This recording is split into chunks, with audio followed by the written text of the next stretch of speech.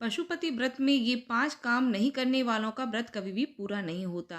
पशुपति व्रत के 5 जरूरी नियम व्रत करने के बाद भी मनोकामना क्यों पूरी नहीं होती। श्री शिवाय नमस्तुभ्यम दोस्तों, आप सभी का मेरे चैनल पर बहुत बहुत स्वागत है। कैसे हैं आप सभी? आशा करती हूँ आप सभी लोग स्वस्थ और अच्छे होंगे। आज मैं आपको बताने वाली हूँ कि पशुपति व्रत में आपने ये 5 काम नहीं किए तो आपकी मनोकामना पूरी नहीं होगी। भूल कर भी ना करें ये गलतियाँ। पशुपति व्रत के 5 जरूरी नियम व्रत करने के बाद भी मनोकामना क्या पूरी नहीं होती, तो चलिए वीडियो में जानेंगे पशुपति व्रत के नियम। वीडियो अगर पसंद आए तो मेरी वीडियो को लाइक कीजिएगा, शेयर कीजिएगा, मेरे चैनल को सब्सक्राइब कीजिएगा और बेल आइकन पर प्रेस कीजिएगा ताकि मेरी वीडियो आप सभी तक पहुंच सके। दोस्तों, आज हम बात करेंगे इस वीडियो में पशुपति व्रत के बारे में। शिव पुराण के अंतर्गत पशुपति व्रत के बारे में ऐसा वर्णन आता है कि यह व्रत 5 सोमवार तक यह व्रत सच्ची भावना से किया जाता है। जो भी इस व्रत को सच्ची भावना से करता है, बाबा उसकी मनोकामना जरूर पूरी करते हैं। लेकिन दोस्तों, इस व्रत में कुछ जरूरी नियमों का वर्णन भी किया गया है। इसके बारे में मैं आज आपको इस वीडियो में बताऊंगी। काफी लोगों के क्वेश्चन होते हैं कि पशुपति व्रत रखने के बाद भी हमारी मनोकामना पूरी नहीं हुई।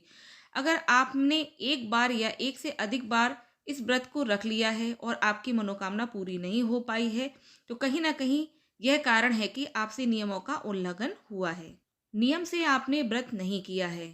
कहीं ना कोई गलती या चूक जरूर हुई है आपसे। जब तक आप बताए हुए नियमों का पालन नहीं करेंगे, आपको अपने व्रत का पूरा फल कैसे प्राप्त हो सकता है।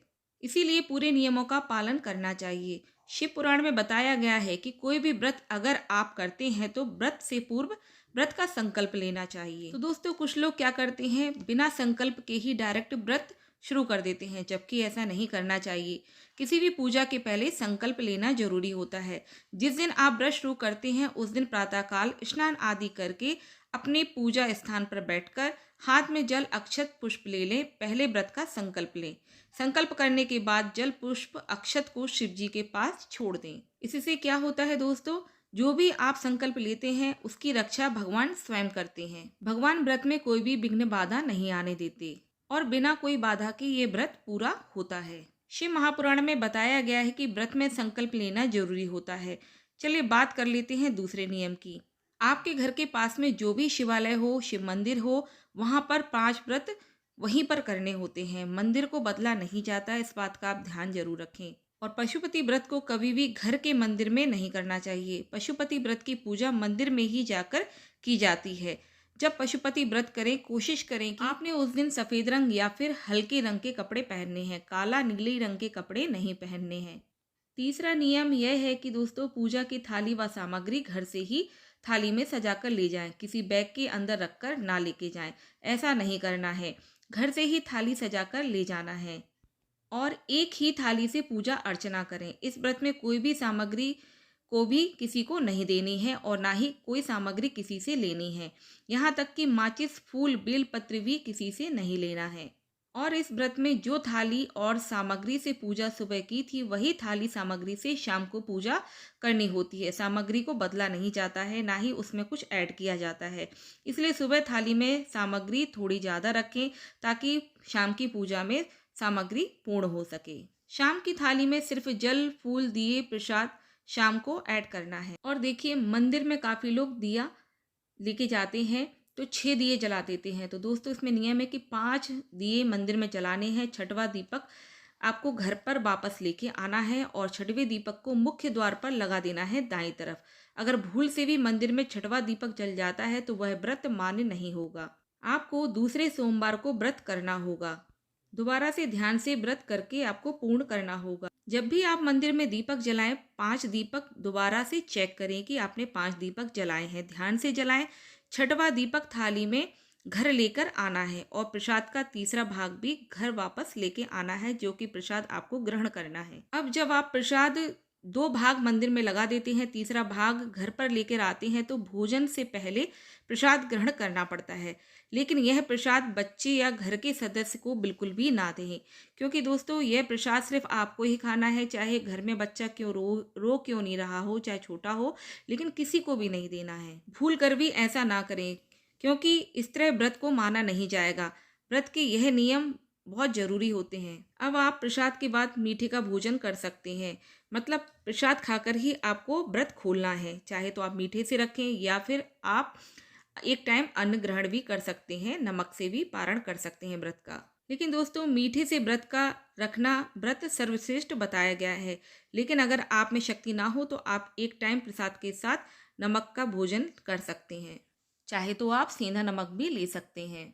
शास्त्रों में लिखा है कि किसी भी मनोकामना के साथ व्रत करते हैं तो श्रेष्ठ तो यह है कि आप नियमों में बंधकर इस व्रत का पालन करें। और शास्त्रों में यह भी बताया गया है कि किसी भी व्रत में नमक का त्याग करते हैं तो वह व्रत सर्वश्रेष्ठ बताया गया है। लेकिन आप अपनी क्षमता के अनुसार व्रत को पूर्ण कीजिएगा। देखिए, जो लोग व्रत में अन्न का सेवन एक टाइम कर रहे हैं तो वो लोग सूजी का हलवा या चावल की खीर का प्रसाद भोलेनाथ जी को लगा सकते हैं।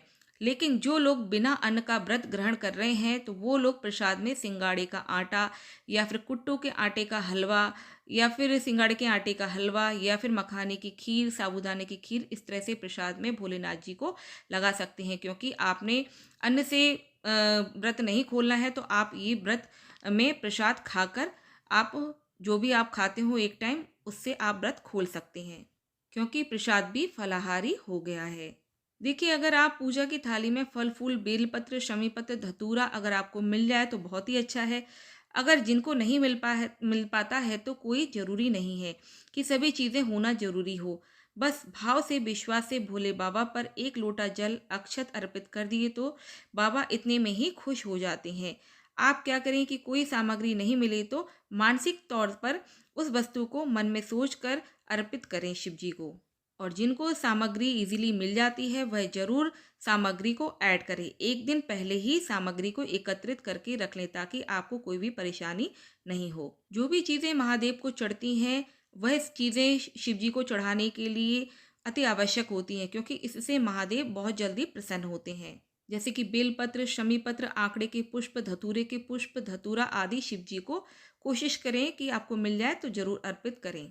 अगर किसी को नहीं मिल पाता है तो कोई चिंता ना करें, जो भी सामग्री हो उससे आप मन में सोचकर शिव जी को सभी सामग्री अर्पित कर सकते हैं। ऐसा आपको बिल्कुल भी नहीं सोचना है, ना ही चिंता करनी है कि मेरी सामग्री में ये चीज़ नहीं है तो इससे मेरी मनोकामना पूरी नहीं होगी। ऐसा बिल्कुल भी नहीं है। श्रद्धा भक्ति भाव से आप जो भी चीज़ महादेव को चढ़ाते हैं, शिव जी बहुत जल्दी प्रसन्न हो जाते हैं, क्योंकि शिव जी भोले हैं। अब जब मंदिर में शाम की पूजा के टाइम 5 दीपक जलाते हैं तभी अपनी मनोकामना बोलना चाहिए। पांचों दीपक को जलाते समय अपनी मनोकामना बोलिए और भूल से भी छठवां दीपक ना जलाएं। और ध्यान रखिए दोस्तों, एक ही मंदिर में, एक ही शिवालय में सुबह शाम दोनों समय की पूजा एक ही जगह करनी होती है। पांचवा सोमवार को एक ही मंदिर में पूजा करें। ध्यान रखें इस बात का। तो इन नियमों का पालन करते हुए पशुपति व्रत करना चाहिए। अगर आप नियमों के अनुसार पशुपति व्रत करते हैं तो महादेव की कृपा, आशीर्वाद आप पर जरूर बरसेगा, आपकी मनोकामना जरूर पूरी होती है। तो व्रत करते समय नियमों का पालन जरूर करिएगा, भोलेनाथ पर विश्वास रखिएगा और आपकी मनोकामना जरूर पूरी होगी। जो भी गलती हो भोलेनाथ के सामने क्षमा याचना कर लीजिएगा। वीडियो अगर पसंद आया हो तो मेरे वीडियो को लाइक कीजिएगा, शेयर कीजिएगा ताकि ये जानकारी सभी लोगों तक पहुंच सके। और मेरे चैनल पर अगर नए हैं तो मेरे चैनल को सब्सक्राइब जरूर कीजिएगा, बेल आइकन पर प्रेस कीजिएगा ताकि मेरी जितनी भी वीडियो हैं आपके नोटिफिकेशन में पहुंच सके। ओम नमः शिवाय दोस्तों, कमेंट में ओम नमः शिवाय जरूर लिखिएगा।